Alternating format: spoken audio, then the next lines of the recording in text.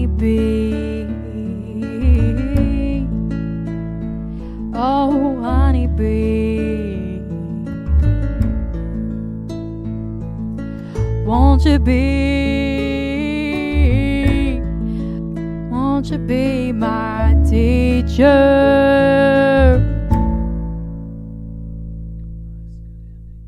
Honey, Be My Teacher podcast is brought to you by Smokin' Jays and smokinjays.com. Use coupon code HONEY at checkout to support this podcast and content like it. Welcome to the Honey, Be My Teacher Do-It-Yourself series of podcasts, bringing you all the buzz about the basics of bees. My 3-part series will give you the knowledge to get started in beekeeping. And today in part 3, we're going to expand on hive management basics. We want to apply proven methods to maximize the best of your hive. After all, this experience is about keeping your pollinators happy and healthy. Okay, let's get buzzing.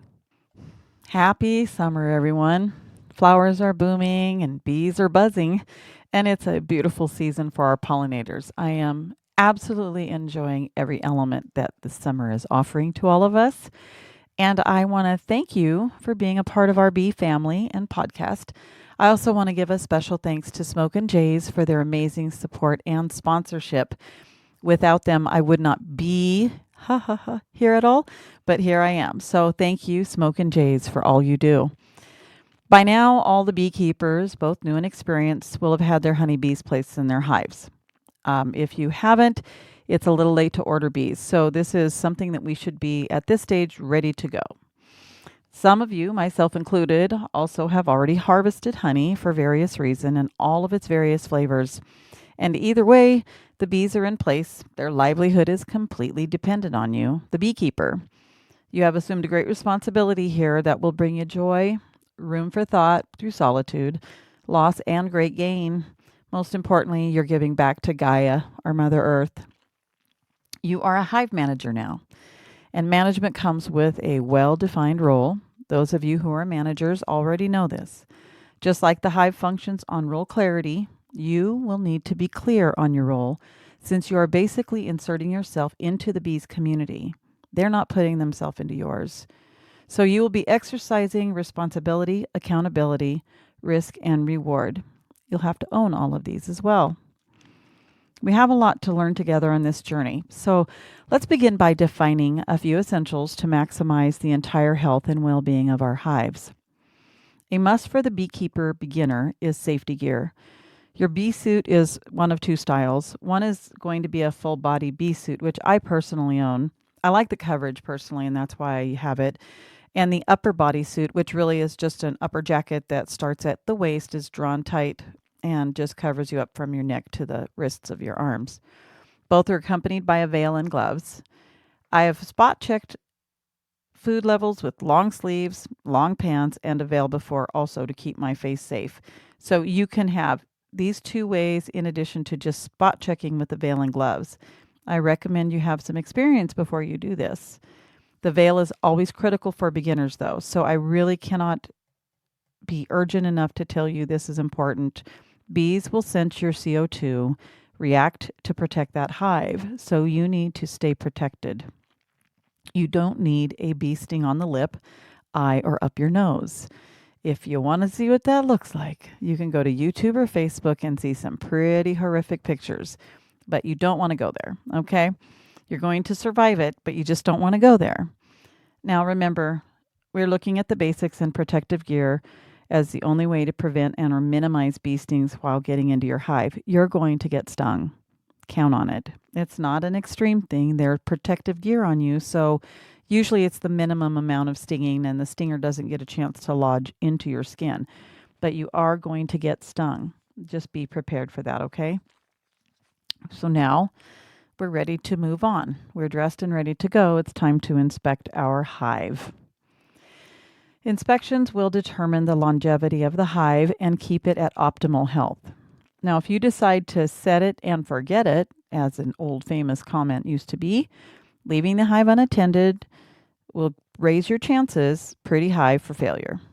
I initially inspect all of my new hives after 7 days. Once you've done your first inspection, you really need to inspect every 10 to 14 days.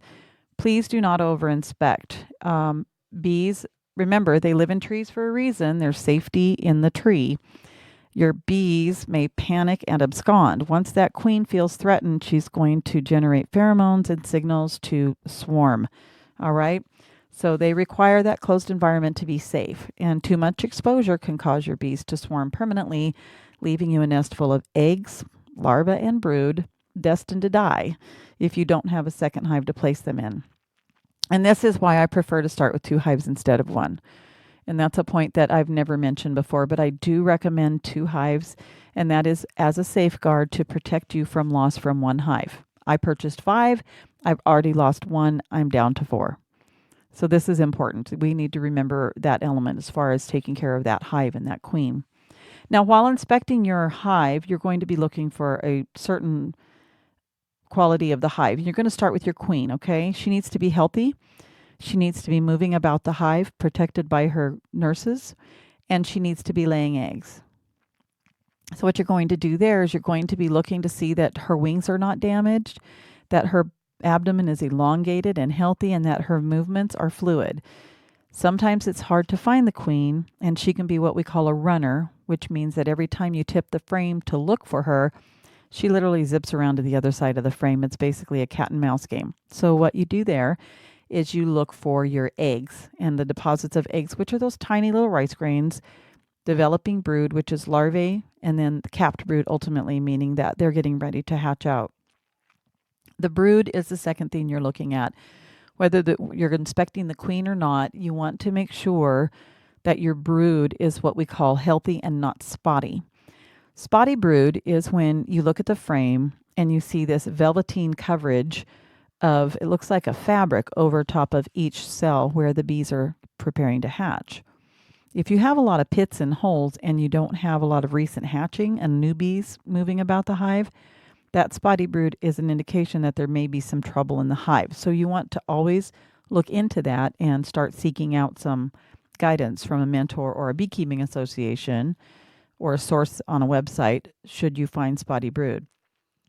You also want to find what's called good coverage. Coverage is when you pull the frame out, you need to have the bees basically enveloping the frame. They should be tightly close-knit.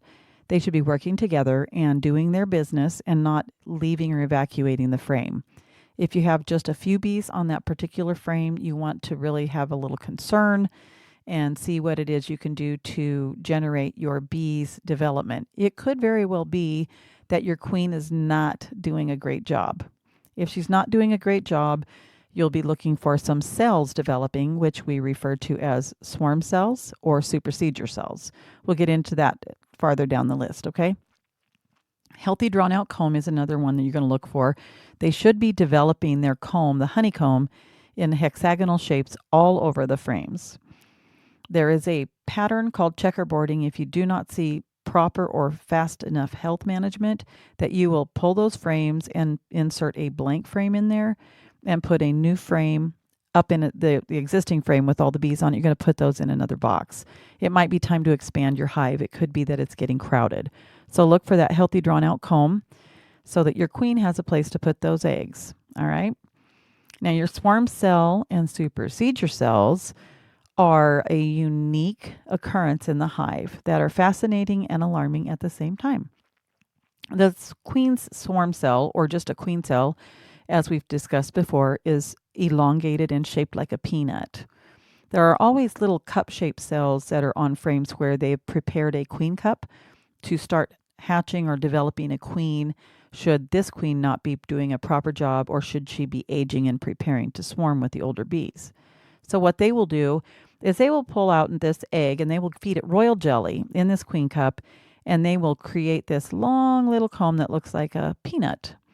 If it's at the bottom of your frame, it's a swarm cell, which means you're getting ready to lose half your hive.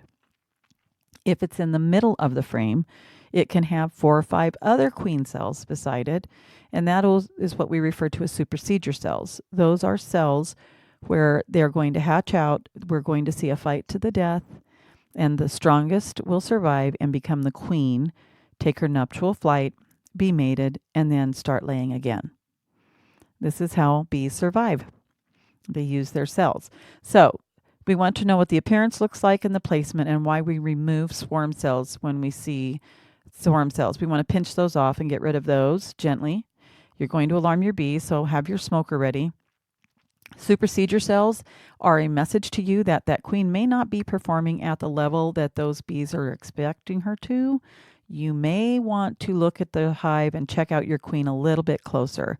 If she's not laying enough eggs or there's a lot of spotty brood, allow those supersedure cells to hatch and let them develop a new queen. You can kill the queen, pinch her, and lay her on the porch of your hive for a couple days, because what that will do is send pheromones back into the hive saying, hey, we need a queen now. This one's gone. And that will allow for those cells to be quickly hatched. And then when those ladies come out, they'll start hatching and developing. You'll find out who your new queen is, okay? It sounds barbaric. I do not want to tell you it's not, because I would be lying. But that is how they survive. They know the health of their hive. So they will just let the queen die or fight to the death. That old queen would fight with the new queens as well. So we're going to let that queen go. If she's not doing well, it's probably quicker and safer to just pinch her, put her on the porch, and let her pheromones tell the bees they need to accept a new queen rather than kill all the new queens trying to hatch out. Now, we also want to test for parasites. Parasites that we know that are really dangerous is our small hive beetle and our varroa mite. The small hive beetle can be controlled through proper management of the ground area around your hive, as well as beetle traps. And then we also have varroa mites, which actually deposit their eggs on the bee larvae, and when it hatches out, they feed on the bee and they kill the bee. And I did lose one hive to varroa, and that's what this last collapse came from. So we definitely want to prevent it. I didn't test soon enough on that particular hive. Had I done what we refer to as a sugar roll or an alcohol wash, I would have known I had more mites than the normal count. My other hives have tested fine, but this one did end up suffering a collapse due to varroa mite infestation. So you're going to test for those. Treat them immediately. You can use oxalic acid, which are called mite away quick strips, which is an easy way to healthily and at a food grade level treat your bees. Or you can use a method that I am using, which is you're dusting all of your bees with powdered sugar. The bees naturally clean each other off because they're really good at grooming, and they also take that mite off at the same time and flick it off down onto the bottom of the hive. So depending on your feelings about organic farming, those are your two options you have that are probably the most safe and effective. All right. So you also want to level your hive. Now there's a why here, and I am going to speak to you from very, very personal experience. You have to level your hive because bees, when they draw out comb in trees, hang them in a level fashion. So if the area you provide them with your frames is not level, they're going to draw and string along, and they are like a plumb line of their own, and they're going to level their comb. Well, if your hive is not level, that comb is going to be level in spite of your lack of ability, and you're going to have a group of frames completely glued together with honeycomb. And when you try to take one out, you're going to cover bees in honey, which can kill some of your bees, and you're going to have honey everywhere. It is an absolute sticky mess. Rain came in, the left side of my bee bench, sank a little bit, and I did not check on the level of my hives on my last couple inspections, and my frames were glued together. So I had to harvest 3 frames of honey. It was a good thing ultimately because my hive was honey bound, which just means there's too much honey being produced and there's no room for the queen to produce. So I had to pull those frames, put new frames in for the queen, and I had to stay up until 1:13 in the morning harvesting honey because it's not time to harvest yet for me, and I was not prepared with equipment or anything else. So it was an all-nighter just taking care of my mistake. You have to level that hive, okay, guys? That's very, very important. So, and it was humorous in the beginning, but when 1 o'clock in the morning rolled around, the humor ended very quickly, and I was moving on to want to just go to bed, and I was a little tired of honey. But the honey's beautiful. I appreciate it. I appreciate my bees, but I need to be a better steward for them as well and make sure that they have a nice, safe, level ground to build upon. So one way you can actually prevent some of the other, when we were talking earlier about parasites, and we were talking about hive beetles, there's an important thing you need to do. When you set up your hive, a lot of people online will just have them parked all over in the grass and they're fighting a lot of parasitic infestation. If you, especially in Washington State or wetter climates, elevate your hives and then spread cedar mulch around, that will prevent the small hive beetle from getting in. They hate cedar mulch. So that's one thing. It can't be any other type. It's just cedar, okay? You can also use what we call diatomaceous earth. It's really hard to spell. It will be in the show notes, okay? But that is a really finely ground up form of shell that will take and literally kill earwigs, ants, things like that have the finer shelled animals that are crawling around your hive, and they have exoskeletons. So you want to rely on that to kill them. Now, it doesn't work when it rains. The minute the rain hits diatomaceous earth, it's done. It is safe, though, for your bees, and it's something you can do. I am putting a touch of it around the edge of my hive when it's dry, just to stop the earwigs, because I have a lot of earwigs. They like the moisture. And I did have some sugar ants coming in, and ants will make your bees swarm. They will swell up into that hive and just go in there and go after sugar.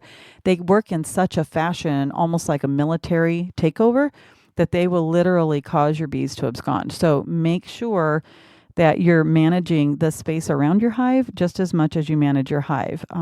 I have tarp down, then I have them elevated, and then I'm getting cedar mulch put all around them. So I'm doing my best to just keep that clean. Gravel works really well too. It's just that grass does tend to grow up through that and the beetles will come back. So cedar mulch is just probably your best easy choice.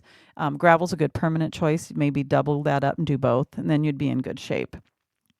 So, but if you do choose to raise them off the ground on lawn grass, make sure they're elevated properly, about 18 inches off the ground. You want to keep it as healthy as possible by keeping them elevated, okay? You don't want those things pestering bees in the hive. Now, an electric fence may be required. Larger predators will invade the hive if they are in your area. I have had a bear problem, so I have to be mindful of that myself. But raccoons will also come after the hive. And what a raccoon will do is, if they can get in there, is they don't tear your hive apart like bears do. They get up to the hive and they bang on the sides and they alarm them and cause them to come out. And when they come out to swarm and try to protect themselves, the raccoons basically just eat the bees. They just catch them and eat them. And that's what they do. So you want to make sure that you're prepared for large predators. And if you have these problems, you got to take steps to fight them. And there are jurisdictions that have rules and regulations. I cannot make a recommendation other than an electric fence. Anything else involving firearms or anything else, you would have to know your local municipality and be prepared to follow those rules and abide by those laws. So another essential is food. Food is, of course, important. We die without it, and we're going to die without them if they don't keep making it for us. So let's remember, we got to feed them first, the first week after they need to collect, after that, and then they need to collect pollen and nectar.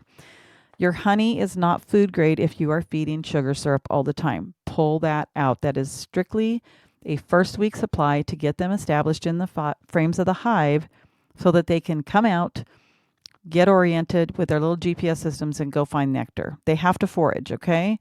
They need to be out foraging all the time, and syrup is merely just getting them settled in. So do not feed them. Your honey, if you plan to sell it, is not food grade if you use sugar syrup. It will crystallize. You're just selling dried out sugar syrup water. So there's no flavor, there's no nectar flow in that. So remember that. You can't do that. And pollen patties are another great booster for bee food. I really recommend them because they strengthen your hive, especially in the first year. I've been connected through my mentor, who provided me as a gift with a box of these really super nutritious pollen patties from a man who custom makes them in California. And my bees devoured them in a record amount of time. They were so good that they smelled good. And I don't know what he did, but wow, my bees did very well. And it really made the difference on my hive's health and well-being. They need that extra boost because they're going to park that into the cells and make bee bread out of it. And they use those for winter stores too. So don't be afraid to give them pollen patties. They're going to eat honey and pollen all winter long. So you want to keep that stashed away. And then they're also just a wonderful booster year round. And they do offer me an opportunity to get in and see how the bees are doing, because it's a patty that you lay on top of the frames. And when you lift it off, you get to, they're so gentle about it. You can actually pick it up with your bare hands and they can crawl all over your hands and they won't sting you. Again, this is a comfort level, but it is an experience that you will find to be super exciting when it comes to the food element of your bees. They love to be fed and they appreciate you when you feed them. So what I want to do is we're going to start talking into another element of hive management that's unrelated to just these few essentials, because these are the basics that you need to do no matter who you are or where you're keeping bees, right?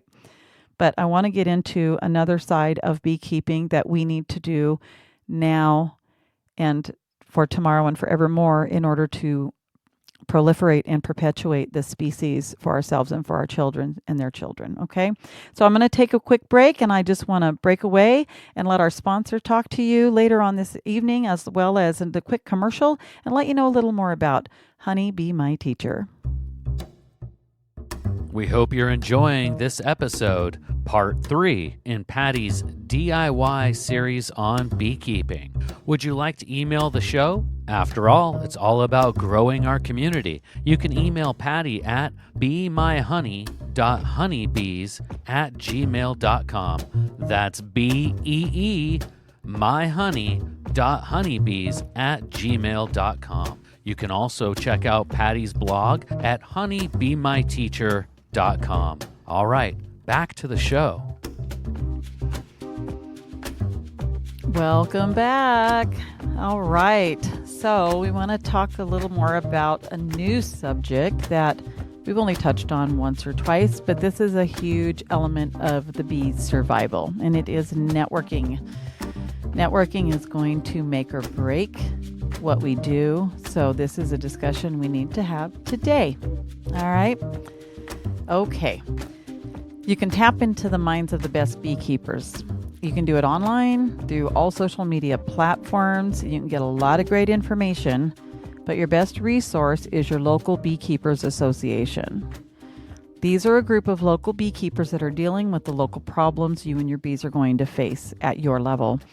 You're literally getting hundreds of years of experience. If you collectively add all of the experience of these people together in one room, you've got all of that working for your benefit and your bees' benefit.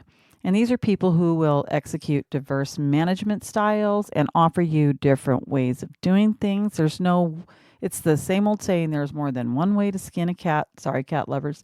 But that's just the way it is. There's no set method for this. There's diversity in management of honeybees, just like there's diversity in learning how to cook a certain dish. All right. So let's remember, we want to find a mentor at a Beekeepers Association if you can, or just locally if you see one that's popular on YouTube that might be willing to work with you. I've been blessed to have one of those. But all you want to do is connect. And when you get connected, there are some associations that will even allow you to use equipment for free so that you don't have to purchase. It's all about keeping the bees healthy and not costing everything you have just to have the honeybees, okay? So I want you to remember, we have to network. There's other reasons we want to network too. Times are changing and we're not aware of all of the issues going on with our honeybees as of late.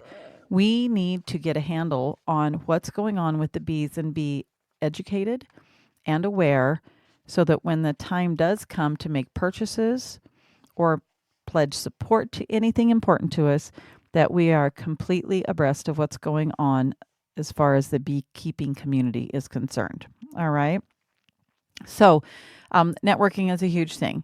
Another thing that you really want to do, which will help you really understand bees, is you want to get a little psychological, and you're going to put your psychology hat on and your observation hat on, and you're going to learn your bees' behavior. Okay.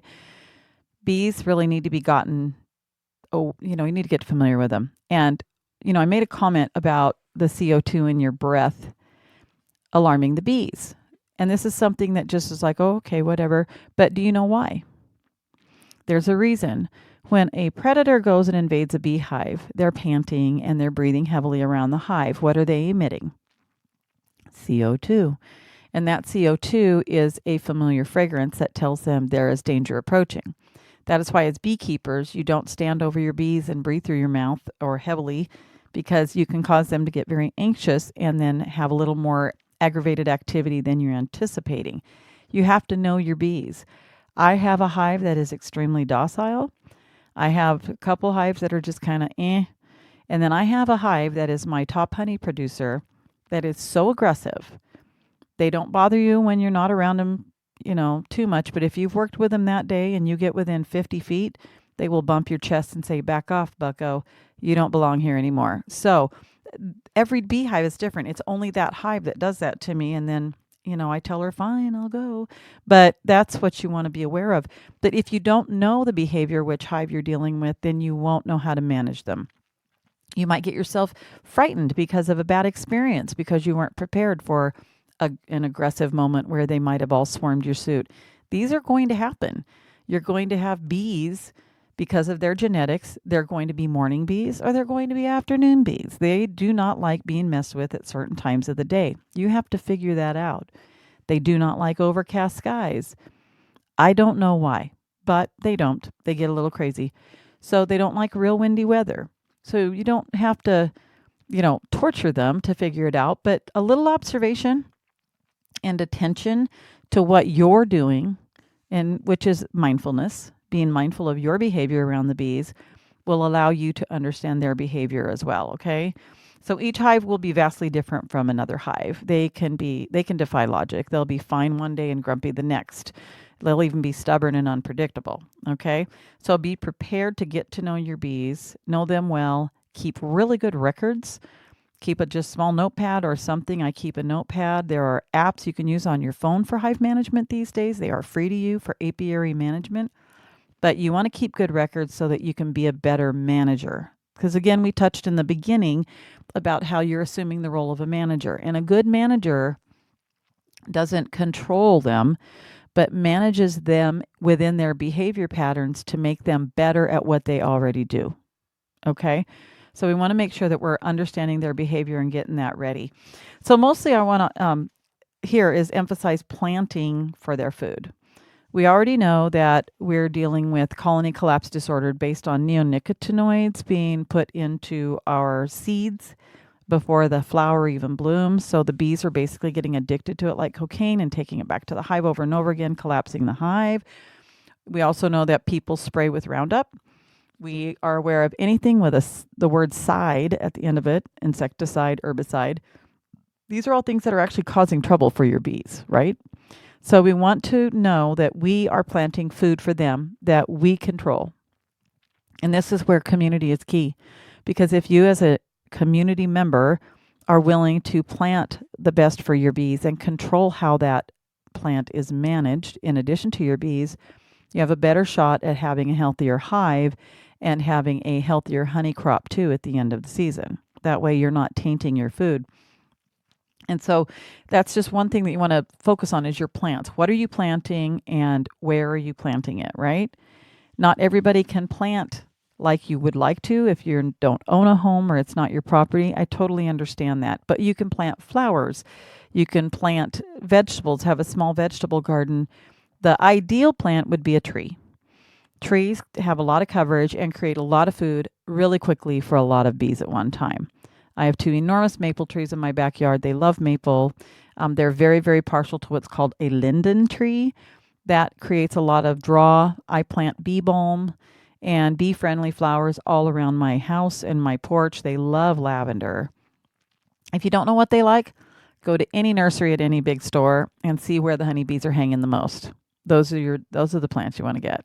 That they're going to tell you what they love, right? Again, bee behavior, bee food, all of those things. They all roll in together.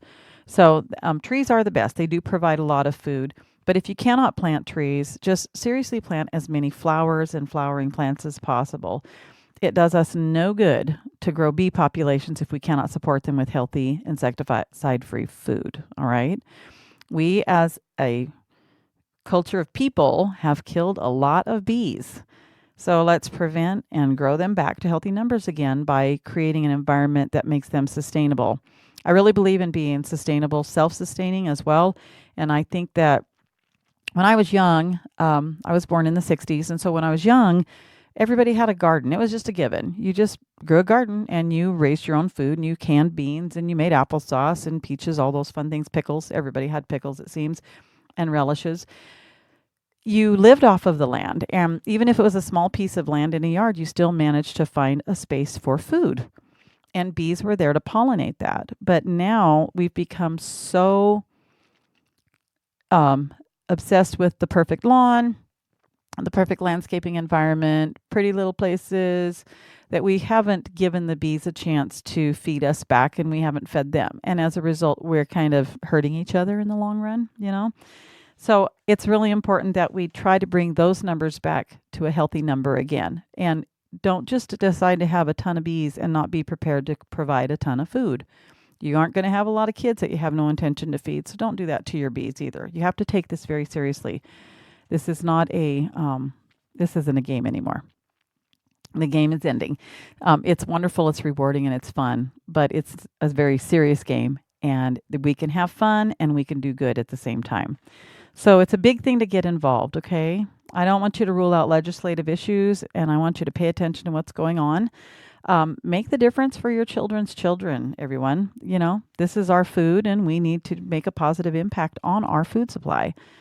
And I just, it's a passion right now, and I have grandchildren now, and I know that they're going to grow up and have kids, and I don't know what world they're going to have if we don't do something today. We can't wait and let them do it for us. We have to start now.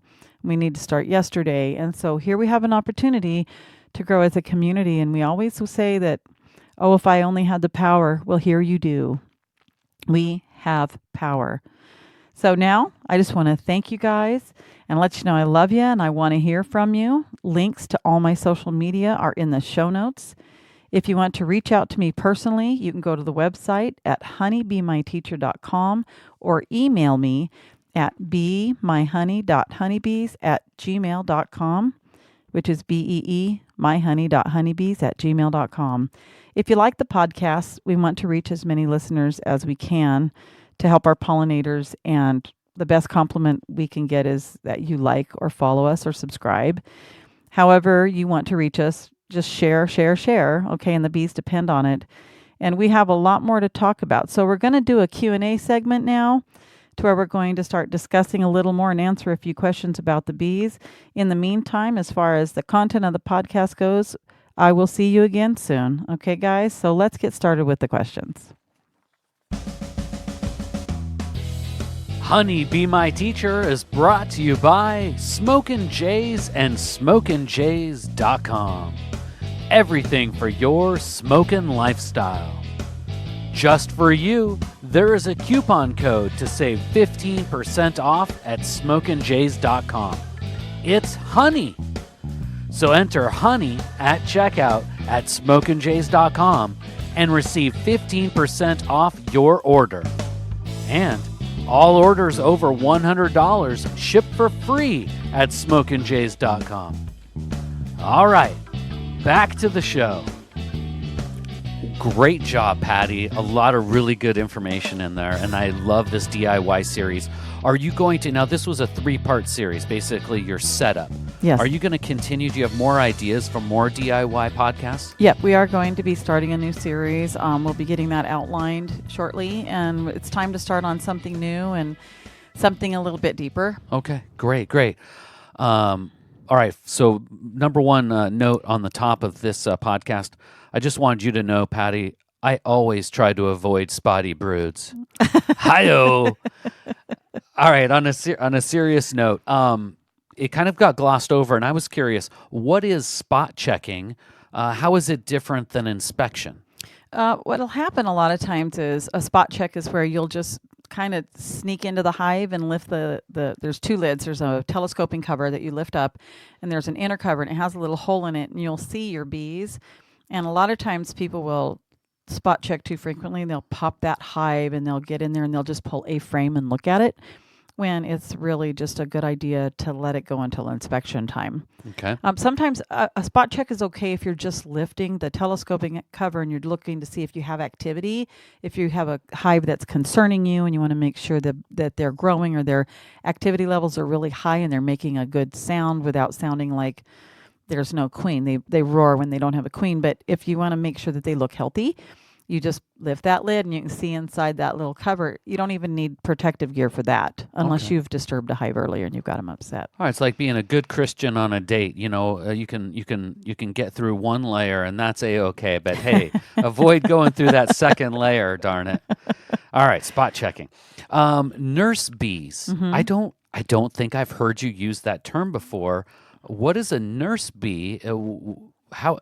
Tell us what is a nurse bee? Well, again, when we talked about role clarity before, bees at certain stages of their development exercise different roles. It's a given that they go from a new baby bee being nursed by the nurse bees to developing into a building bee, a foraging bee, which is towards the end of their life cycle.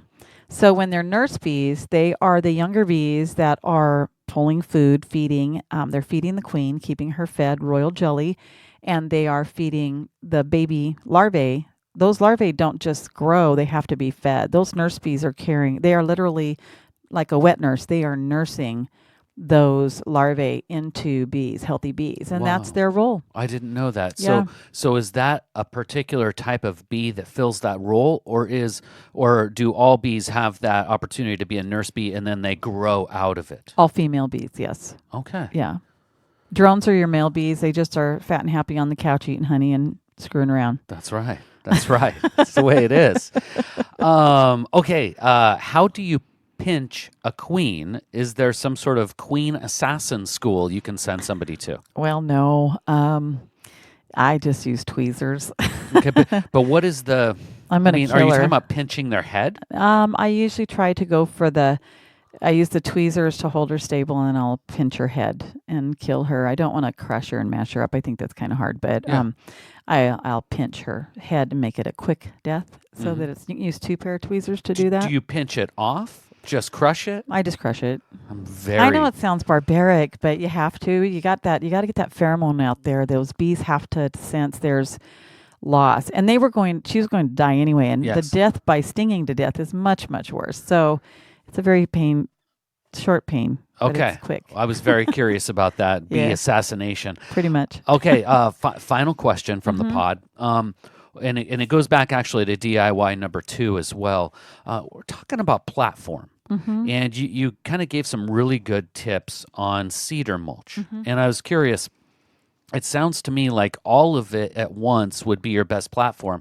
And I'm curious, so you're talking about laying down a tarp. Okay, so that's weeds don't grow up, Right. ground soil. Then you can put a gravel over that. Yes. And then even can you mix in the cedar mulch within the gravel, Yeah. or is that silly? No, you could do both. I probably would do both because I want drainage. I don't want to, because I'm using tarp, I don't want to punch holes in the tarp and then have weeds come through anyway, because then I defeat my purpose. So Yes. by laying rock and then gravel, that way I can walk on it properly, but at the same time throw mulch on top. That way when it rains, since it does so much here, and I have drain fields in mind where I drain them out at the edges where it's not, the level changes. Yes. And that's just by design. I grooved it to do that personally. It's an old raised garden bed that I converted into a bee sanctuary. But you want to make sure that you have proper drainage, because you don't want it soggy either. That's just not healthy either. So you're trying to avoid things that draw in mosquitoes, because then you've got a mosquito problem. And I would imagine if you have this level of gravel, this level of cedar mulch, let's say you put your hive on a pallet, right? Right. It might be easier to manipulate and level if you've got that gravel, that cedar mulch Right. base to it. It does help because you can move the gravel around to effectively shim. And then, of course, I always have shims that I use personally under the hive as well. In spite of we're in a wet climate, the land is going to do a little depressing with weight of the hive as the hive gets heavier, because they can get really, really heavy, 70, 80 pounds really quickly. So when that happens, it's going to sag a little bit on a corner, where your concrete blocks are sitting in the soil. And so the pallet can tilt somewhat, and one end be higher, one end be lower, just cattywampus. So you use your level, and then you can move more gravel under those concrete blocks. Or once your bee frames are pretty heavy, you're down to just shimming the hive itself. Yeah. All right. Thanks, Patti. Yeah. We will keep inviting you into the studio. Thank and you. Keep paying attention. Remember, you can always go to honeybeemyteacher.com to see Patti's latest blogs. She's also given her Facebook page many times on this podcast. You should already be there, darn it. And if you're new, check it out in the show notes. We've got a link. Yep, we do video clips on the Facebook page too, to where you can actually see the bees in action. Nice. Yeah. I am so grateful to have shared my love of the honeybee with you. I have so much more to share as we all grow in knowledge to save the honeybee, which will ultimately save us. This podcast is brought to you by Smoke and Jays and smokeandjays.com. Use coupon code HONEY for 15% off your next order, and all orders over $100 ship for free. I'd like to thank my producer, Jay Fratt, for bringing my love for honeybees to the podcast format. He has his own podcast called The Conservative Hippie, which is available on all podcast platforms. Just go to theconservativehippie.com. Visit me at honeybeemyteacher.com to connect with me and enjoy all the buzz about our amazing little friends. Let's be social. All of my social media links are available in the show notes. Please email me anytime at beemyhoney.honeybees@gmail.com. So until we meet again, be mindful, be thankful, and most of all, be kind.